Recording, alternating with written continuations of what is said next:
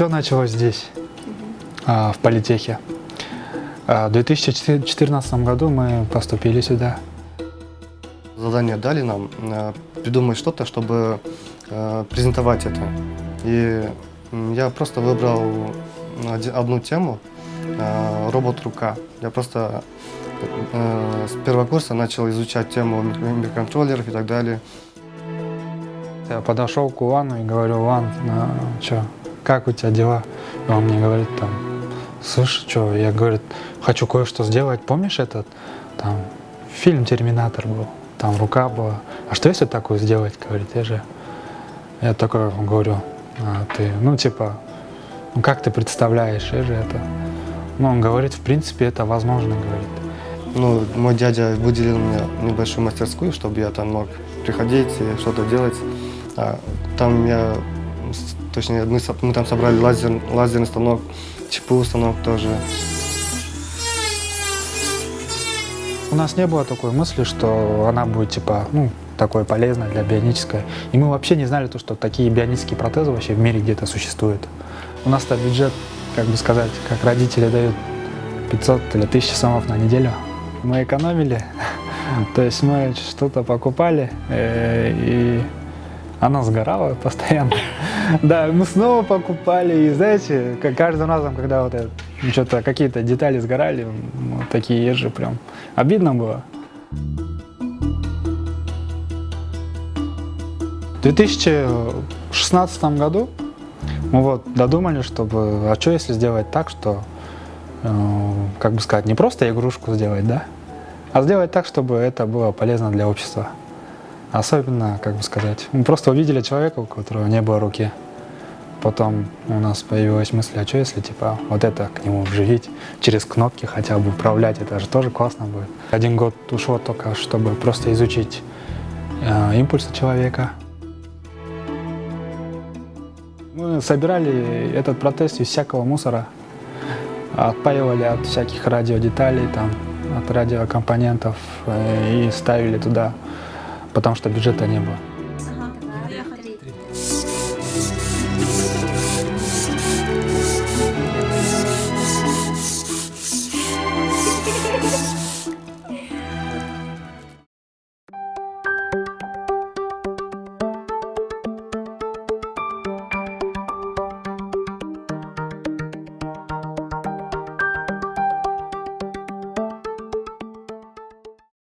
Мы с доктором Тукешевым решили помочь команде и придумали так называемый конкурс среди команды, вот, среди студентов за самую лучшую идею. Там Султан Ханубекович говорит, там, типа, придумайте лучший проект, я его полностью спонсирую, от нуля до вообще, сколько будет, да, просто за лучший проект. Я посидел, подумал, да, у меня же идея была, и предложил. А потом уже команду вот включили, вот начали создавать офисы, там 3D-принтеры заказали. Изначально он был не совсем бионический протез, изначально он был механический протез. То есть мы распечатывали, мы сами делали, абсолютно не зная, что и как, да, там делается, мы просто пытались.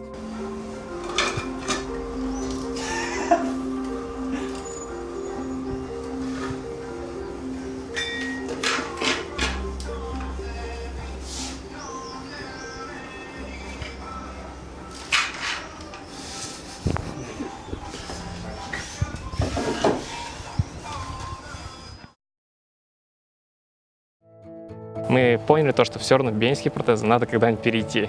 И понимал то, что придется этому обучаться очень долго, что это пройдет очень много лет, чтобы освоить эту всю технологию. И потом в Инстаграме, когда мы начали только объявлять первые наши новости о первых каких-то достижениях с тяговыми протезами, и мы тогда уже нашли Дастана Улана. Моя сестра мне отправила как бы сказать, в Инстаграме ссылку. То, что Султан Тукешев и его команда хотели бы сделать бионический протез. Просто написал Султан Тукешеву: здравствуйте, типа, то, что вы хотите сделать, мы уже сделали. Со стороны IT у них уже был готовый материал, который нуждался именно в помощи, который нуждался именно в финансировании. И они уже эту идею, можно так сказать, держали у себя в голове уже в течение долгих лет. Ну, она была на соплях, конечно, сервоприводами прям. Ну, главное то, что она считывала импульсы и заставляла его двигать, да? Ну, конечно, мы еще тогда очень сырыми были.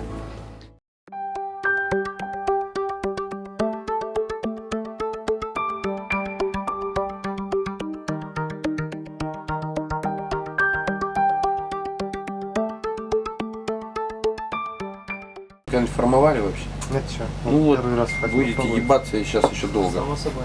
В интернете очень много информации, оттуда берите, Да, чтобы там, как сделать, чтобы не прилипало к поверхности. поверхности. Знаете, как сделать? Придумай. Не знаете? Главное, гуглить умеем. Да, но вообще не знаете? Нет, не пробовали еще. Так. Если советы есть, Так. мы открыты. Тальк в аптеке. Так? Да. Само собой. Все так делают. При сложных формах, только так. Потом форму надо успеть снять. Там, блядь, столько заморочек. Окей.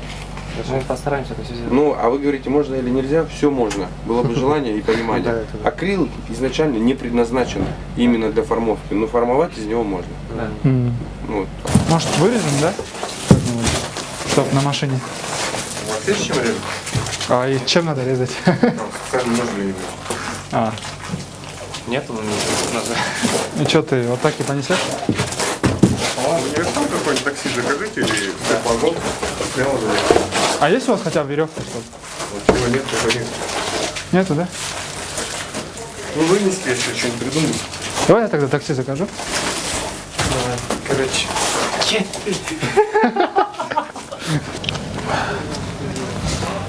Не так, если представить.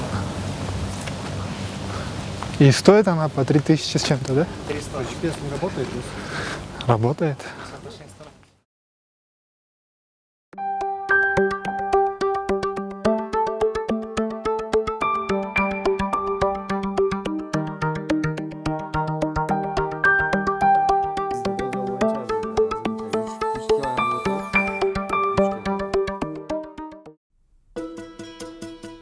Республиканский завод протезирования. Они предоставили нам полную информацию пациентов, которые стоят на учете.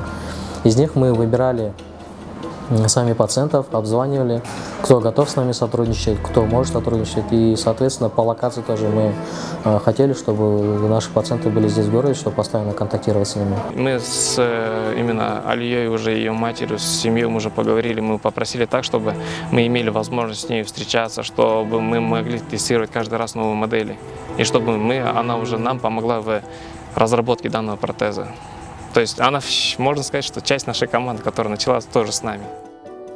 Когда мы по телефону уже разговариваем, не поверили, как может быть такой случай. Слышали, что там за границей там дорого, а в Кыргызстане думали нету. Все надо попробовать, надо верить к лучшему. Сидеть сейчас сложа руки, все получится, надо верить.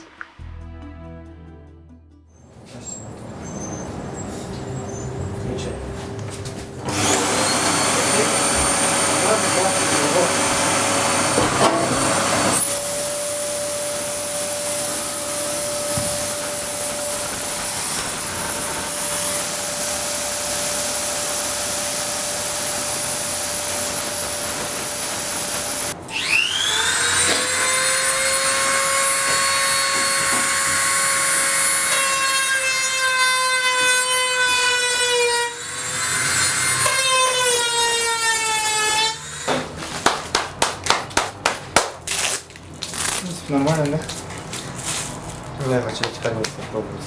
Разве это странно? Да. Нет, это.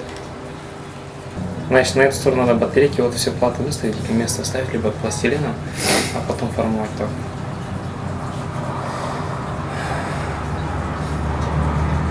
Сейчас для Ильи... Нам надо тут 4 просто где-то еще раз сделать. Учимся же. Я не спорю. Управляющая плата, она была огромная. То есть она размером протеза была такая же.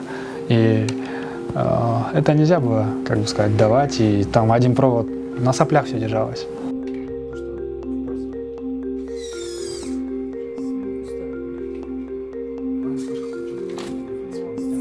Начали, соответственно, уже работать именно с микроконтроллерами. То есть уже изготовление собственных плат, которые выполняют функции, которые ты добавляешь в эту плату. Протез сейчас очень маленький, и они управляются маленькими моторчиками. То есть там есть специальный механизм, который заставляет палец двигать и очень даже крепко держать его.